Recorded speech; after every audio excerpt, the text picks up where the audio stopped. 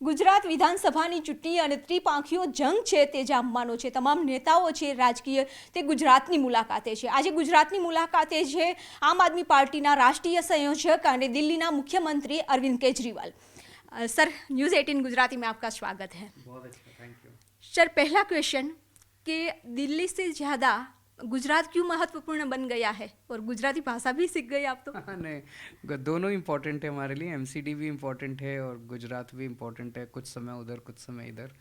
और मैं आज आपके चैनल के माध्यम से खासकर गुजरात के युवाओं को अपील करना चाहता हूँ कि आपके भविष्य का सवाल है. आप इतनी तैयारी करके पेपर देने जाते हैं, कभी पुलिस की भर्ती का पेपर, कभी तलाटी की भर्ती का पेपर, कभी कोई, सारे पेपर फूट जाते हैं. पेपर फूटते नहीं हैं, पेपर बेचे जाते हैं. हर पेपर फूटने के पीछे, बेचने के पीछे कोई बड़ा नेता शामिल होता है. आज तक कोई नेता जेल नहीं गया. मैं आपको गारंटी देता हूँ, दिल्ली में हमारी 7 साल से सरकार है, एक भी पेपर नहीं फूटा. पंजाब में अभी हमारी सरकार बनी, 14, 15, 16 अक्टूबर को पुलिस भर्ती के पेपर हुए, एक भी पेपर नहीं फूटा, क्योंकि हम ईमानदार लोग हैं. जितने अगर आपने बीजेपी को दोबारा वोट दिया, अगले सब पेपर फिर से फूटेंगे. इसीलिए आम आदमी पार्टी को वोट दीजिए. मैं आपको गारंटी देता हूँ, एक भी पेपर नहीं फूटने दूंगा. और जितने पुराने पेपर फूटे, सारे केस रीओपन करके सबको 10-10 साल के लिए जेल भेजेंगे. नंबर 1. नंबर 2, आपके लिए मैं रोज़गार का इंतज़ाम करूँगा.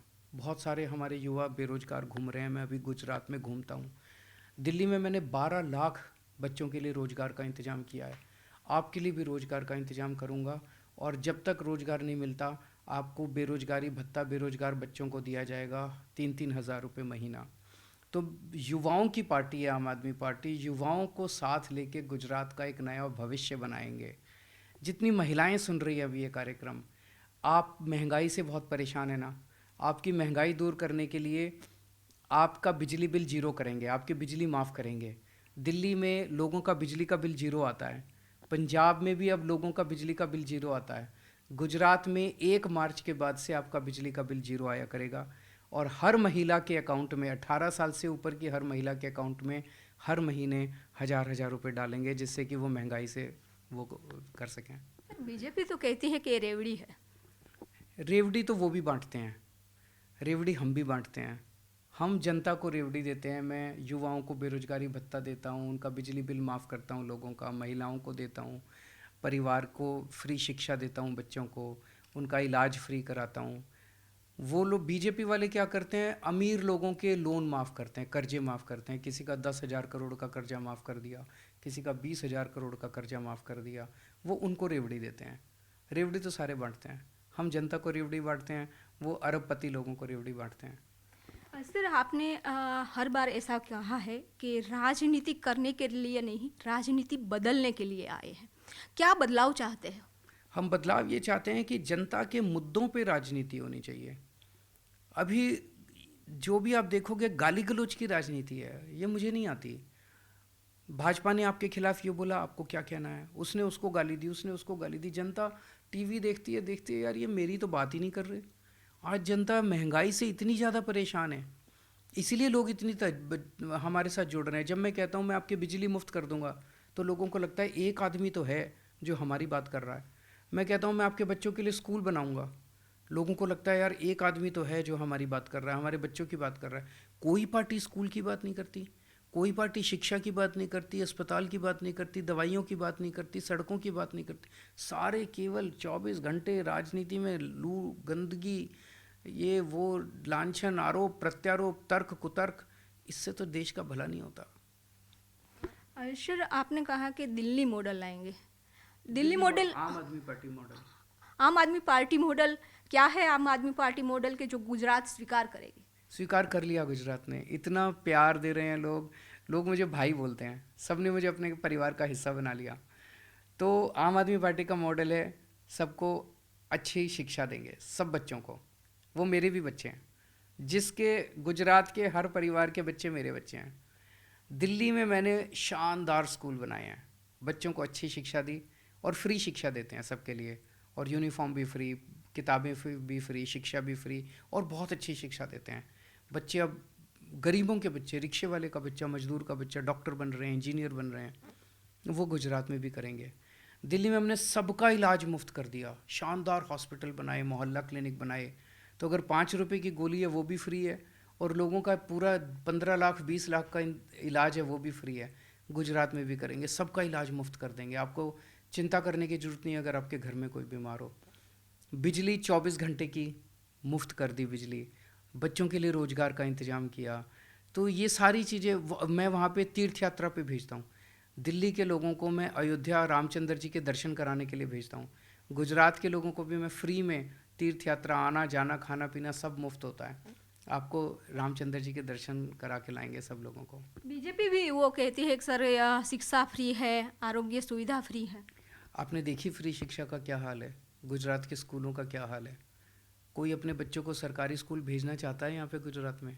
कोई नहीं भेजना चाहता। वो प्राइवेट स्कूलों ने इतनी गुंडागर्दी की हुई है, इतनी फ़ीस बढ़ा देते हैं, इतनी फ़ीस बढ़ा देते हैं। दिल्ली में 7 साल से हमने किसी प्राइवेट स्कूल को फ़ीस नहीं बढ़ाने दी। तो जो ये कहते हैं फ्री शिक्षा, कहाँ फ्री शिक्षा है? कोई अपने बच्चे को भेजना ही नहीं चाहता वहाँ पे। इवन गरीब आदमी भी अपने बच्चे को सरकारी स्कूल में नहीं भेजना चाहता। सर पूरे गुजरात में घूमे हैं, अभी आप कैंपेन भी कर रहे हैं, क्या लगता है कितनी सीट आएगी? टारगेट आपने कुछ तो। आम आदमी पार्टी की सरकार बन रही है। मैं जैसे एक छोटा सा क्वेश्चन, उससे आपका जवाब मिल जाएगा। आज भाजपा को वोट देने से आपको क्या मिलेगा? कुछ नहीं मिलेगा। कांग्रेस को वोट देने से आपको क्या मिलेगा? कुछ नहीं मिलेगा। आम आदमी पार्टी को वोट देने से 1 मार्च से आपकी बिजली मुफ्त हो जाएगी। और भी बहुत कुछ मिलेगा, लेकिन एक छोटी सी चीज़ बताइए। तो आम आदमी पार्टी को वोट दे दो, अपनी सोचो। अगर आप भाजपा के कार्यकर्ता भी हो, आपकी बिजली मुफ्त केजरीवाल ही करेगा। अगर आप कांग्रेस के कार्यकर्ता हो, कांग्रेस के वोटर हो, आपकी बिजली मुफ्त केजरीवाल ही करेगा। आपके बच्चों के लिए स्कूल भी केजरीवाल बनवाएगा, अस्पताल भी मैं बनवाऊंगा। आपके परिवार के सुख दुख में मैं खड़ा रहूँगा। भारतीय जनता पार्टी तो केवल लूटपाट करती है, भ्रष्टाचार करती है। सर आरोप तो यही है कि चुनाव है इसलिए आते हैं, चुनाव के बाद दिखेगी नहीं आम आदमी पार्टी। चुनाव के बाद भी दिखेंगे, चुनाव में भी आ रहे हैं। जाहिर तौर पे चुनाव है तो वोट मांगने आ रहे हैं, अपना एजेंडा रख रहे हैं। भारतीय जनता पार्टी तो अपना एजेंडा बताती नहीं है। हमारा भारतीय जनता पार्टी से एक ही प्रश्न है, 27 साल में एक काम बता दो जो तुमने गुजरात में किया। एक भी काम नहीं बता पाते वो। अब अगले 5 साल क्या करोगे ये बता दो। उनके पास कोई एजेंडा नहीं है। हम बता रहे हैं ना अपना एजेंडा। सर आज जो हम बात करते हैं ईसुदान भाई की कि उसने आपको एक चेहरा बनाया है, तो उसकी जो टिकट की बात थी तो हमारा जो नामांकन था उससे पहले ही उसको डिक्लेयर किया। पहले द्वारका का नाम चल रहा था, फिर खम्बाड़िया का नाम चल रहा है। क्यों ऐसा लगता था कि द्वारका हार जाएंगे? नहीं नहीं, ऐसा नहीं है। वो कई सारी वो चल रही थी, अंदर बातचीत भी चल रही थी। तो फाइनली खम्बाड़िया का नाम आया, तो खम्बालिया से ही लड़ेंगे वो चुनाव। सर टारगेट नहीं बताया, क्योंकि आप सरकार बनाते हैं, हर इंटरव्यू में मैंने सुना है कि आम आदमी पार्टी तो सरकार बनाएगी, लेकिन कुछ तो लक्ष्यांक होगा।